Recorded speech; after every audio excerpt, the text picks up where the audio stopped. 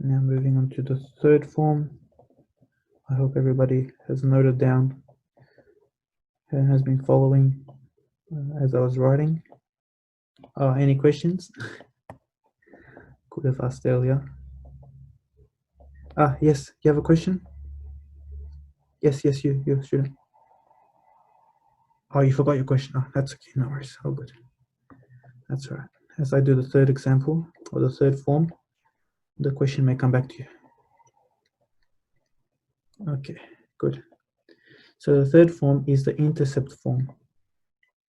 Okay, so the intercept form looks like this. Y is equal to a x minus p x minus q. Okay, here with the unknowns, the unknown numbers are a, p, and q.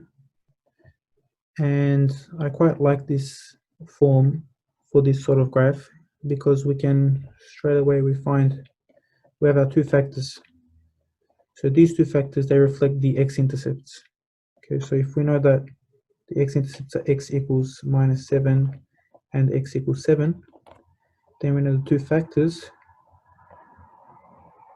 to be x plus 7 and x minus 7. So the reason that this is convenient, this method, is because we know that when the y value is at 0, when y is 0, we find our x-axis. All right. So what we need actually for this equation to be true, what we need actually is we need the y to be 0, and then we're going to be able to find our x-intercepts. And because x plus 7 is 0 and x minus 7 is 0, therefore putting it into here, into the x minus p and the x minus q, because if either of these were to be 0, multiplying the rest of the numbers with 0 would of course result in 0. Therefore, if we match the x minus p to the x plus 7 factor, for example, we can say that p is equal to minus 7, as minus and minus will give us plus 7. And if we were to match x minus q with x minus 7, we can say that q is equal to 7. Okay, so therefore from here we can find two of our unknowns. And for the third unknown, well, we already used two of the points. What would be the third point that we would use?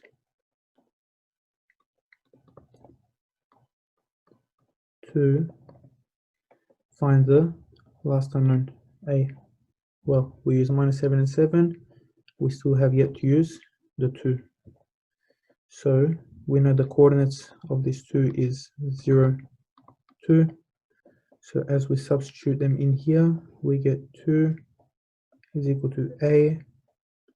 X is 0, therefore 0 plus 7 and 0 minus 7. Okay. What we get then is, so simplifying that, we get 2 is equal to a. 0 plus 7 is 7, 0 minus 7 is minus 7. 7 times minus 7 is, what is it? Somebody can help me? Yep, minus 49. Well done. Minus 2 over 49. And we get this by dividing both sides by 49.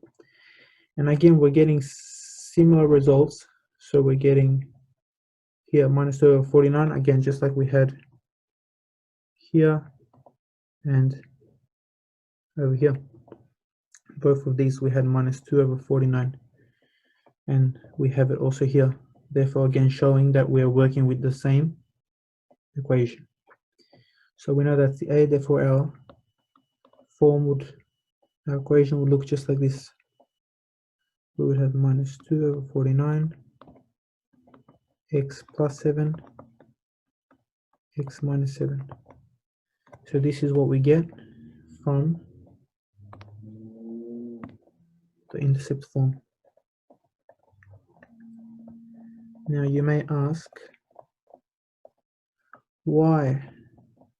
Why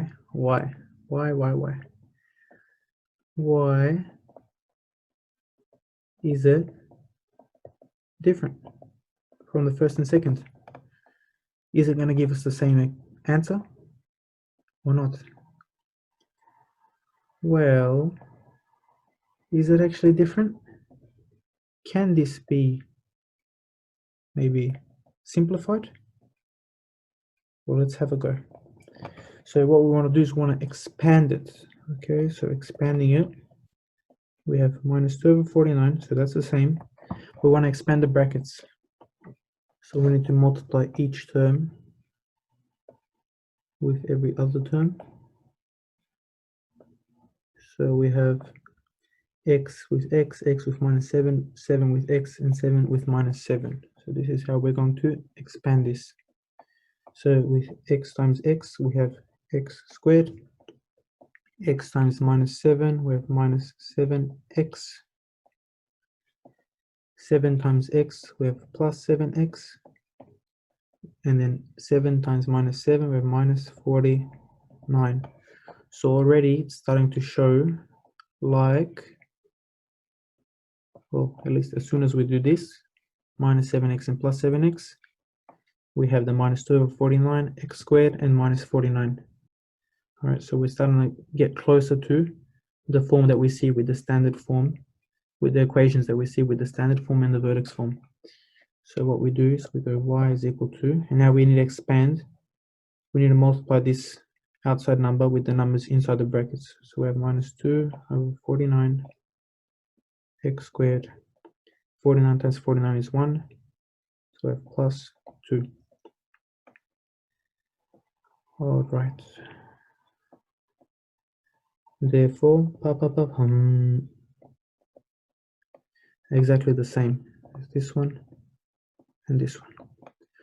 So independent of which method you use, of which equation you use to solve for a model of this bridge spanning from minus 7 to 7 with having a height of 2 meters,